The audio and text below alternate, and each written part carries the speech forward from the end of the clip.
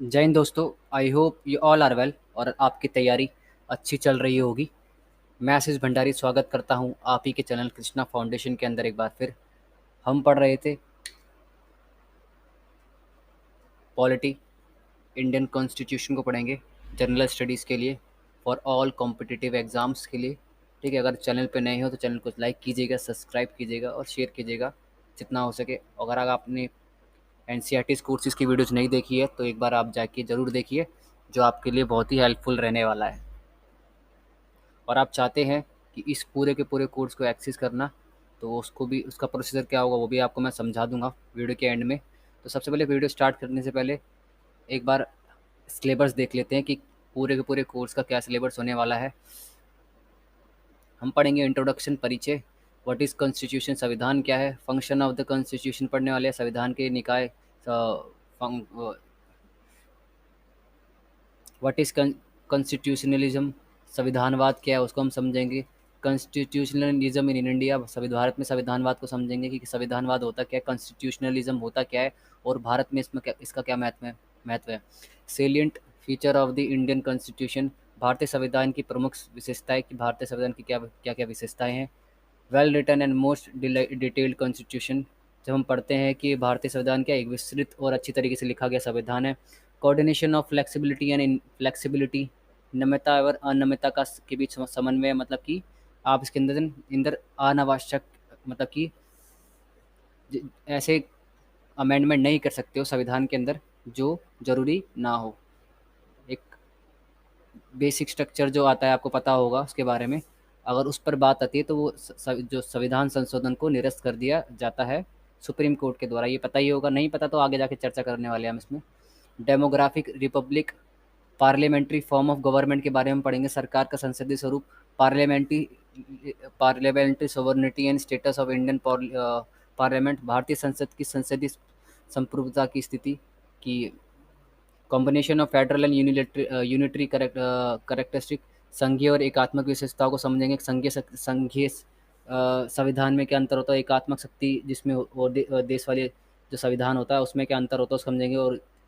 और भारत जो है उसका किस कौन सी संरचना को फॉलो करता है उसको समझेंगे। एसिमेट्रिकल फेडरलिज्म, असीमित संघवाद वो समझेंगे हम। फंडामेंटल राइट्स, मौलिक अधिकारों को पढ़ेंगे, डीपीएसपी को पढ़ने वाले हैं। राज्य की नीति निर्देशक तत्व, फंडामेंटल ड्यूटीज़, मौलिक कर्तव्य, fundamental duties of secular state, धर्मनिरपेक्ष या पंथ निरपेक्ष राज्य। Independent, impartial and integrated judiciary, स्वतंत्र, निष्पक्ष और एकीकृत न्यायपालिका। यूनिफाइड सिटीजनशिप, एकीकृत नागरिकता पढ़ने वाले। यूनिवर्सल अडल्ट सफरेज पढ़ने वाले। सार्वभौमिक वयस्क अधिकार, 18 साल से कोई भी व्यक्ति वोट दे सकता है। इमरजेंसी बुरियल्स पढ़ने वाले। आपातकालीन अंत्योदय, मतलब कि आपातकालीन जो प्रावधान था उसको समझेंगे। सेपरेशन ऑफ डेट भी, ये सेपरेशन ऑफ ये मतलब क्या है, ये सबों का अलग करना, इसमें कभी कभी गूगल ट्रांसलेट करते समय दिक्कत आ जाती है। यहाँ पर था सेपरेशन ऑफ पावर्स, ठीक है, शक्तियों का वर्गीकरण। अरेंजमेंट ऑफ इंडिपेंडेंट एजेंसीज, स्वतंत्र एजेंसियों की व्यवस्था पढ़ने वाले हैं। और सोर्सेज ऑफ इंडियन कॉन्स्टिट्यूशन, भारतीय संविधान की कहाँ कहाँ से लिया गया है उसको, कहाँ कहाँ से जो प्रावधान, जो भारतीय संविधान को कहा जाता है, आजकल ये प्रश्न उठता है इसके ऊपर कि भारतीय संविधान जो है उधार का संविधान है। बहुत सारे जो विद्वान हैं इस पे तर्क मारते हैं, और बहुत से विद्वानों ने इसका समर्थन भी किया है और बहुत से विद्वानों ने इसको इसका विपक्ष में भी कहा है। तो परिचय सबसे पहले स्टार्ट करते हैं, इंट्रोडक्शन स्टार्ट कर लेते हैं। संविधान क्या होता है, संविधान क्या होता है, व्हाट इज कॉन्स्टिट्यूशन क्या होता है उसको समझ लेते हैं। नॉर्मली मैं क्या करने वाला हूँ, पहले तो स्लाइड को थोड़ा सा पढ़ूंगा, फिर आपको अपनी भाषा में इस चीज़ को समझाऊंगा, जिससे क्या हो, आपको समझने में किसी भी तरीके की दिक्कतें ना हो। तो what is constitution, constitution is a legal document having specific legal validity. It's contains the framework of stabilising the basic institution of state. It specifies a basic principles governing of the functioning of various institutions. Along with this, it also determines the structure, composition, jurisdiction, and main mandate of various institutions. संविधान विशिष्ट कानूनी वैधता वाला एक कानूनी दस्तावेज है। मतलब कि संविधान जो है आपका, हमारा भारत का सब संविधान है कि क्या है, इसमें एक दस्तावेज है, कह सकते हैं आप, डॉक्यूमेंट है, जिसमें क्या लिखा हुआ है, इसमें बहुत सारे प्रावधान हैं। क्या किस तरह के प्रावधान दे रखे हैं? बहुत सारे, आप कह सकते हो बहुत सारे आर्टिकल्स हैं, कह सकते हो आप। उसमें लिखा हुआ है कि इसमें राज्य की बुनियादी संस्थाओं की स्थापना। बुनियादी संस्थाएं कौन कौन सी है? कार्यपालिका, न्यायपालिका और आपका विधान पालिका, लोकसभा, राज्यसभा, ठीक है, supreme court, district court, high court. इन सब के बारे में कहाँ लिखा हुआ है? भारतीय संविधान के में जो जजों की नियुक्ति कैसी होंगी, ठीक है।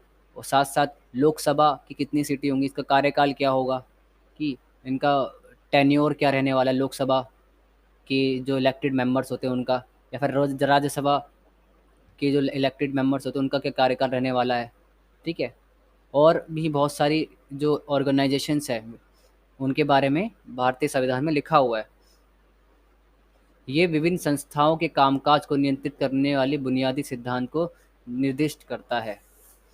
जैसे कि भारत जो है, अगर आपने देखा हो, भारत के संविधान की जो रचना हुई है, जो इंडियन कॉन्स्टिट्यूशन को बनाया गया है, वो उसका आधार क्या है? डेमोक्रेसी। डेमोक्रेसी समझते हो? डेमोक्रेसी मतलब कि लोगों द्वारा लोगों के लिए। मतलब कि इब्राहिम लिंकन इस बात को कहा करते थे, जो भारतीय संविधान लिखा गया है उसका आधार क्या था? लोकतांत्रिक व्यवस्था कायम करना, मतलब कि डेमोग्राफिक डेमोक्रेटिक सिस्टम को स्टेबलाइज करना इंडिया के अंदर, या फिर एक हमारी कंट्री के अंदर।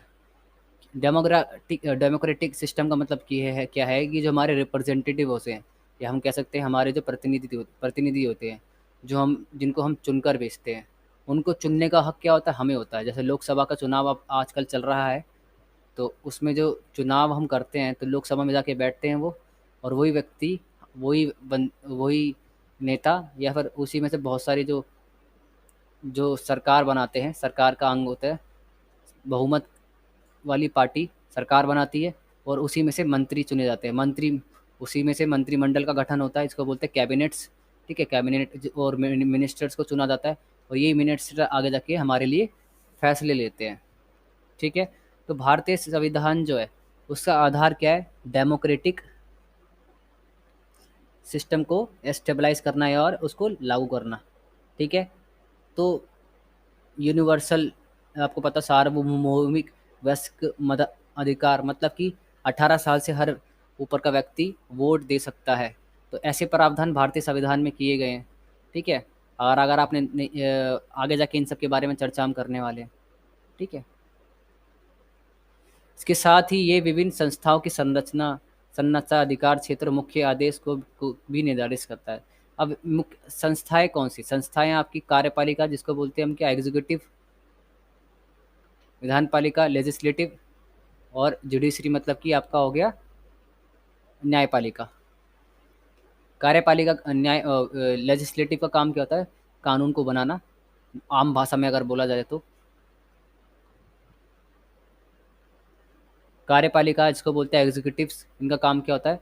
कानून को लागू करना। और उसी तरीके से देखा जाए, जुडिशरी का मतलब क्या होता है? जिसको बोलते हैं हम न्यायपालिका, इसका काम क्या होता है? जो कानून बनाए गए हैं उनकी जांच करना, वो संविधान के अनुसार सही है या नहीं। तो ये जो executive and judiciary and legislative organisations है, या फिर कह सकते हैं ये जो लोकसभा, राज्यसभा, विधान सभा, या इन सब के बारे में कहाँ लिखा हुआ है? संविधान के अंदर लिखा हुआ है। जब हम संविधान को पढ़ेंगे तो आराम से इसके बारे में चर्चा करेंगे, ठीक है। एक आर्टिकल 1 से स्टार्ट करेंगे और जितने भी इसके आर्टिकल होंगे सब खत्म करेंगे, ठीक है। वास्तव में ये विभिन्न संस्थाओं के बीच अंतर संबंधों को परिभाषित करता है। In fact it defines the inter relationship between various institutions and govern the relationship between citizen and state in all spheres. और जीवन के सभी क्षेत्रों में नागरिकों और राज्यों के बीच संबंधों को नियंत्रित करता है। संक्षेप में, यह किसी राष्ट्र के नियम पुस्तिका है जो समाज और उसकी कानूनों को नियंत्रित करती है। हम कह सकते हैं कि it is a rule book of nation that regulate that society and it's law. इसका मतलब क्या है? मैं आपको एग्जाम्पल के थ्रू समझाने का प्रयास करता हूँ। जैसे मान के चलिए आप सुबह सुबह उठे और आप पार्क गए, ठीक है। क्या करने गए? पार्क गए, ठीक है। हमारे भारतीय संविधान में एक चीज़ बता रखी है, इक्वालिटी, कानून के समक्ष समानता, कानून के लिए समान संरक्षण, इसके बारे में। इक्वल बिफोर लॉ, है ना? इसके बारे में अगर आपने पढ़ा तो चाहे अमीर हो चाहे गरीब हो, कैसा भी इंसान हो, कानून के सामने वो क्या है, एक ही है। सभी को न्याय मिलता है, चाहे अमीर आ जाए चाहे गरीब आ जाए। अगर गलती नहीं है, अगर आपने किसी भी तरीके का गैर कानूनी कार्य नहीं करा है तो आपको न्याय मिलेगा, अगर आप विक्टिम है तो। आप एग्जाम्पल के थ्रू समझते हैं इस लाइन को। आप गए सुबह सुबह रनिंग करने के लिए, और जिस रनिंग करने आप जिस जिस एरिया में आप जाते हो ना, वहाँ पे क्या है, इलेक्शन चल रहे हैं, मान के चलिए इलेक्शन चल रहे हैं। और इलेक्शंस होते हुए क्या हुआ कि वहाँ पे बहुत सारे पुलिस वाले हैं, ठीक है। जिस सुबह आप गए, उस सुबह क्या थे, इलेक्शंस थे।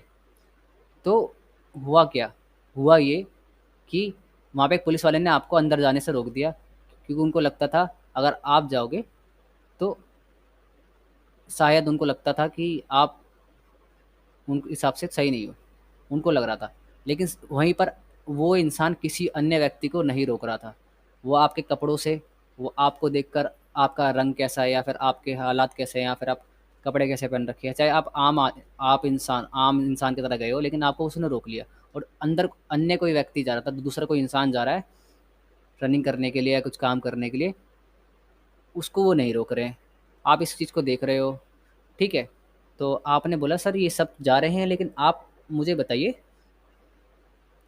कि मुझे क्यों नहीं जाने दे रहे? तो उसके पास कुछ जवाब होता नहीं है। आप पढ़े लिखे हो, आपने क्या बोला, सर एक चीज़ बताइए, या तो आप किसी को मत जाने दीजिए या सभी को जाने दीजिए।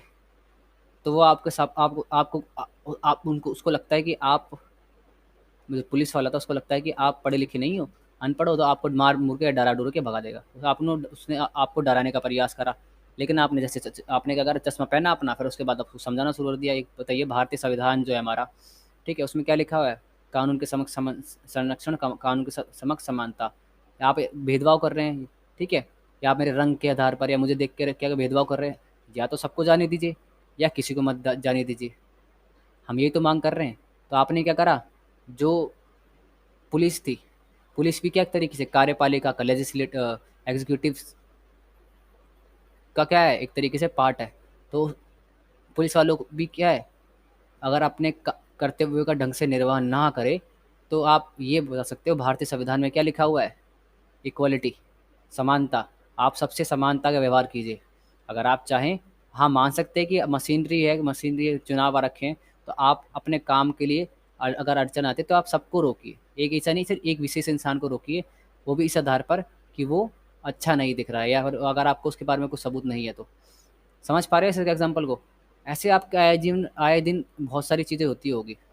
उत्तर प्रदेश में क्या है, अगर मैं देखा जाऊँ तो यहाँ पे लिटरेसी रेट तुलनात्मक आधार पर अन्य राज्यों की तुलना में, अन्य स्टेट्स की कंपैरेटिवली बहुत कम है। तो यहाँ पर क्या होते हैं, जो लोग क्या करते हैं, जो नॉर्मल कांस्टेबल भी होगा ना, उसको भी अधिकारी बना देते हैं, उससे डरते हैं, पुलिस वालों से बात करने से डरते हैं। ये मेरा प्रैक्टिकल एक्सपीरियंसेस है। मैं देखता हूँ, लोगों को देखता हूँ कि अगर मान के चलिए, अगर आपके घर में कोई पुलिस आ गई, आपसे बात करने भी आई है कुछ समय, तो लोग आपको घूर घूर के देखेगा कि यहाँ पे आपने कुछ काम करा है या फिर कुछ उल्टा सीधा काम कर दिया है। ये बात सच है। तो वास्तव में विभिन्न संस्थाओं के बीच अंतर संबंधों को परिभाषित करता है और जीवन के सभी क्षेत्रों के नागरिकों को राज्य के बीच संबंधों को नियंत्रित करता है। देखो, कहने का मतलब ये है कि भारतीय संविधान में ये बताया गया है कि भारतीय संविधान भारत की, अगर आपने प्रस्तावना पढ़ी हो, नहीं पढ़ी है तो आप पढ़िएगा, हम भारतीय लोग भारत को एक प्रभुत्व संपन्न गणराज्य बनाने के लिए, इस तरीके से कुछ था। सामाजिक, आर्थिक, राजनीतिक न्याय, न्याय की बात करती है, स्वतंत्रता की बात होती है उसके अंदर। तो ये सारे के सारे विचार कहाँ लिखे हुए हैं, इक्वालिटी की बात होती है, फ्रीडम की बात होती है, ये कहाँ पर लिखा हुआ है, भारतीय संविधान के अंदर लिखा हुआ है। और ये सब सारी की सारी चीज़ें आपस में जुड़ी हुई है। बिना समानता के स्वतंत्रता कहाँ, सुना होगा आपने ना। The constitution also outlines the policies to be followed by the governing bodies of state. Since India is democracy, it is constitutions guarantee fundamental right to its citizens, paves the way for achieving fundamental social political values through the directive principle of state policy. संविधान राज्य के सभी शासी निकायों द्वारा पालन की जाने वाली नीतियों का भी रूपरेखा बनाता है। देखिए, एक चीज़ बताइए, संविधान में अगर आपको पता हो, मौलिक अधिकार इसको बोलते हैं फंडामेंटल राइट्स। किसी भी एक इंसान के लिए जो अधिकार उसको चाहिए होते जीने के लिए, उसके बारे में कहाँ लिखा हुआ है? भारतीय संविधान में लिखा हुआ 12 से 35 के अंदर। ठीक है। वहीं अगर आपने पढ़ा हो तो डीपीएसपी के भी लिखा हुआ है, राज्य के नीति निर्देशक तत्व। अगर राज्य या कोई स्टेट या सरकार कुछ काम करना चाहती है देश के लिए, तो उसके भी उनके लिए कह सकते हैं, उनके अधिकार भी दे रखे हैं या फिर उनके भी प्रावधान दे रखे हैं। ठीक है। तो जो संविधान है उसमें क्या कहते हैं, सरकार के लिए भी, आप कह सकते हो स्टेट के लिए भी, राज्य के लिए भी प्रावधान दे रखे हैं, आर्टिकल्स दे रखे हैं, उनको अधिकार दे रखे हैं, और साथ साथ में एक व्यक्ति के अधिकारों के बारे में भी जिक्र मिलता है, जिसको बोलते हैं हम फंडामेंटल राइट्स। ठीक है। संविधान के कार्य, function of the constitution written on unwritten has important political importance. It has many function, some of which are as follows. देखो, संविधान दो तरीके का हो सकता है, एक हो सकता है लिखित संविधान या हो सकता है अलिखित संविधान। लिखित संविधान जैसे कि भारत का है, और अलिखित संविधान जैसे कि ब्रिटेन का है। ठीक है। ब्रिटेन में अलिखित संविधान मतलब ये, जिस तरीके से भारतीय संविधान को लिखा गया ना, व्यवस्थित या फिर उसको किताब का रूप दे दिया, वहाँ पर उस तरीके से नहीं लिखा गया है ब्रिटेन के अंदर। ठीक है।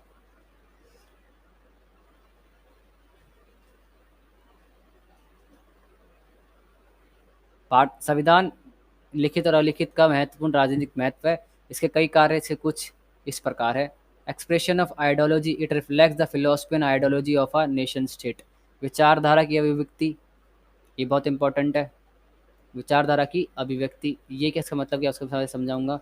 एक्सप्रेशन ऑफ आइडियोलॉजी समझाता हूँ मैं आपके बारे में क्या बोलना चाहता है।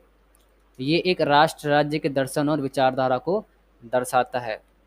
देखो, जब भारत का निर्माण हुआ, जब भारत का आज़ादी मिली, तो भारत के सामने एक समस्या थी कि कौन सी व्यवस्था अपनाई जाए।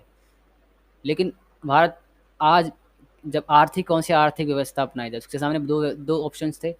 एक तो पूंजीवादी व्यवस्था अपना सकता था, जिसके अंदर क्या था, क्या उत्पादन करना है, कैसे उत्पादन करना है और किसके लिए उत्पादन करना है, ये कौन तय करता था? बाजार शक्तियाँ। या फिर इस चीज़ को, अगर इस एग्जांपल को छोड़ दीजिए, दूसरे एग्जांपल से समझते हैं। जब भारत आज़ाद हुआ ना, तो सभी जितने भी, चाहे चाहे मार्क्सिस्ट थे, चाहे मार्क्सवादी सिद्धांत के लोग थे, चाहे वो लोकतांत्रिक विचारधारा के, चाहे वो राइट विंग के थे, चाहे वो लेफ्ट विंग के सभी लोग जो थे, वो क्या चाहते थे? भारत के अंदर क्या है, भारत एक लोकतांत्रिक व्यवस्था को फॉलो करे। लोकतांत्रिक व्यवस्था मतलब कि डेमोक्रेटिक सिस्टम को फॉलो करे। और India should be constituted on the basis of democratic system का मतलब ये है कि हम हमारे लिए कौन फैसले लेगा, उसको हम चुनेंगे।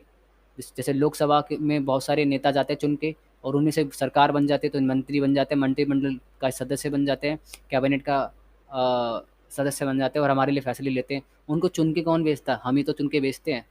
ठीक है। समझ में आ गया आपको?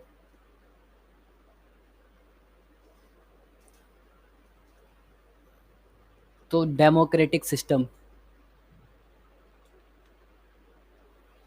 समानता, स्वतंत्रता, सार्वभौमिक वयस्क मताधिकार, मतलब कि 18 साल से प्रत्येक व्यक्ति वोट दे सकता है।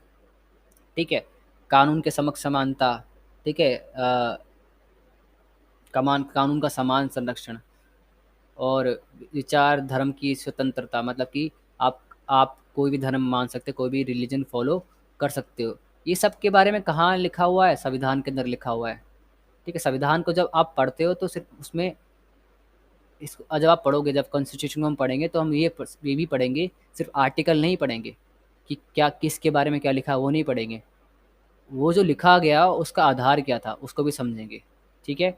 संविधान लिखा क्यों जा रहा है? संविधान लिखा जा रहा है कि देश के अंदर स्वतंत्रता आ सके, समानता आ सके, है ना, फ्रेटर्निटी आए। फ्रेटर्निटी समझते हो? भाईचारा बढ़े। तो इस आधार पर लोगों को अधिकार भी दिए गए हैं, और उन पर सीमा भी लगाई गई है इस भारतीय संविधान में। ठीक है। Expression of the fundamental law.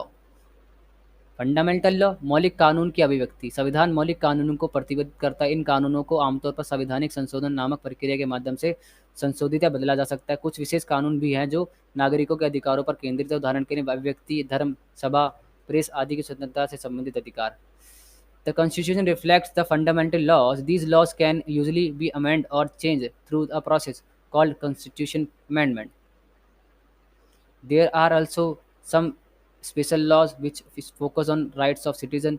For example, rights related to freedom of expression, religious assembly and press of etc. देखो, इंडियन कॉन्स्टिट्यूशन के अंदर बहुत सारे लॉज दे रखे, फंडामेंटल लॉज ले रखे, जैसे कि अगर आपने नहीं पढ़ा है तो पढ़ेंगे हम। फंडामेंटल मौलिक अधिकारों के बारे में बता रखा है, फंडामेंटल राइट्स के बारे में बता रखा है संविधान के अंदर, फंडामेंटल डीपीएसपी के बारे में बता रखा है।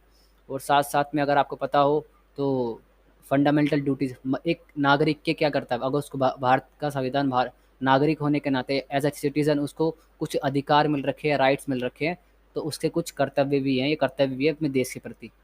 ठीक है, समझ में आ गया आपको?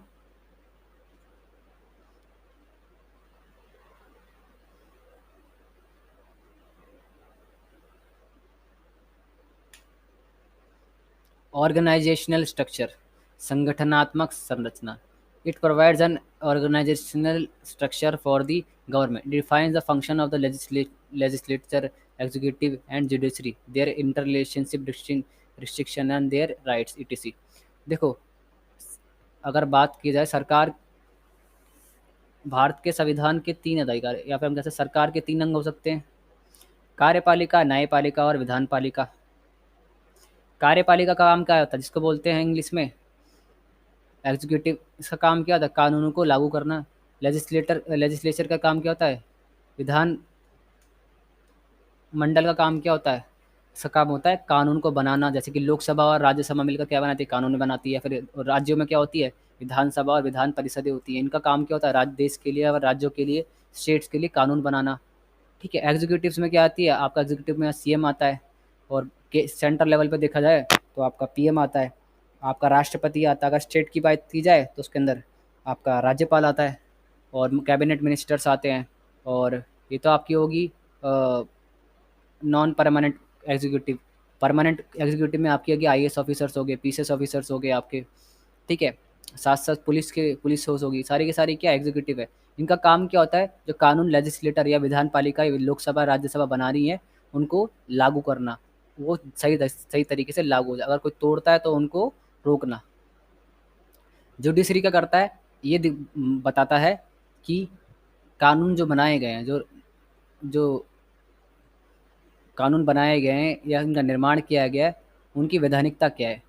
ठीक है, वो जो रूल्स है, लॉज हैं, वो कॉन्स्टिट्यूशन के हिसाब से सही है या नहीं है। ठीक है, अगर सही नहीं होते तो उन कानूनों को, उन लॉज को वो क्या कर देते हैं, निरस्त कर देते हैं, मतलब कि उसको रद्द कर देते हैं। जैसे कि अगर आपने पढ़ा हो तो 42वां संविधान संशोधन इंदिरा गांधी ने किया था, इंदिरा गांधी के टाइम पे हुआ था, इस पर बहुत बवाल हुआ, तो आगे जाकर इसको पलटा गया, सरकार के फैसले की भी बुराई की गई थी।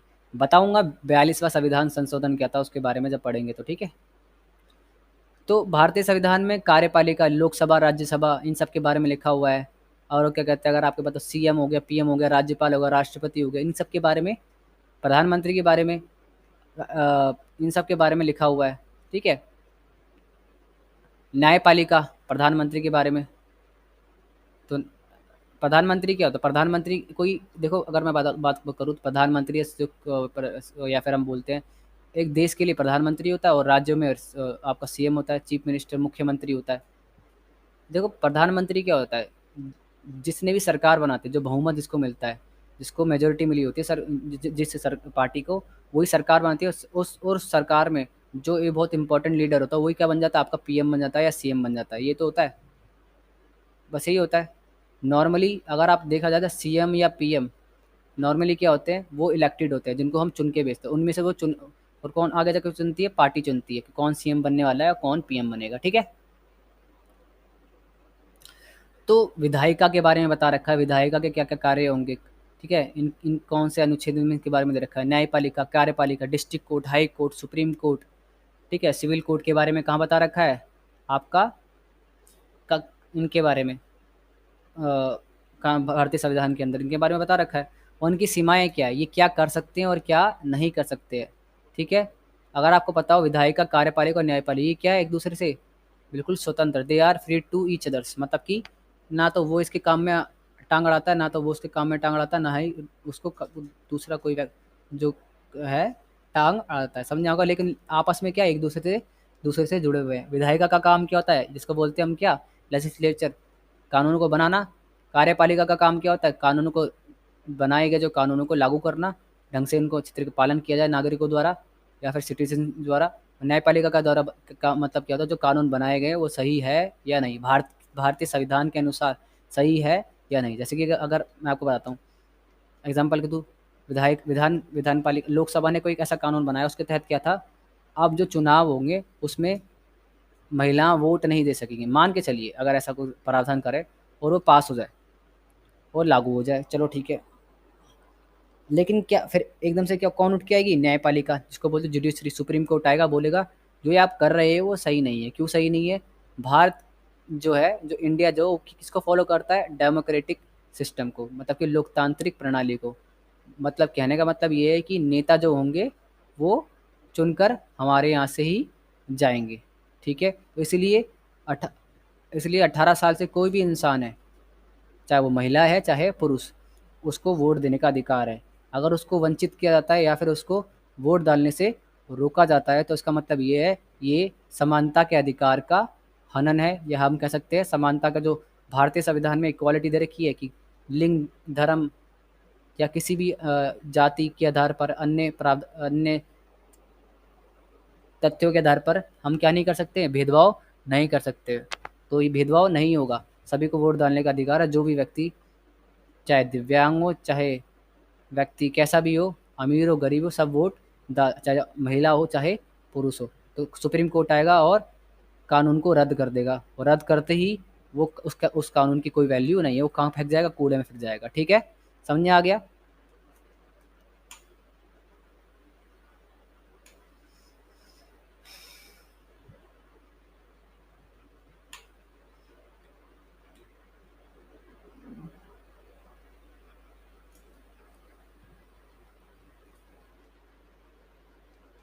तो आज के लिए इतना ही काफ़ी है, मिलेंगे अपनी नेक्स्ट वीडियो के अंदर। अगर चैनल पे नए हो तो चैनल को लाइक कीजिए, शेयर कीजिए, सब्सक्राइब कीजिए।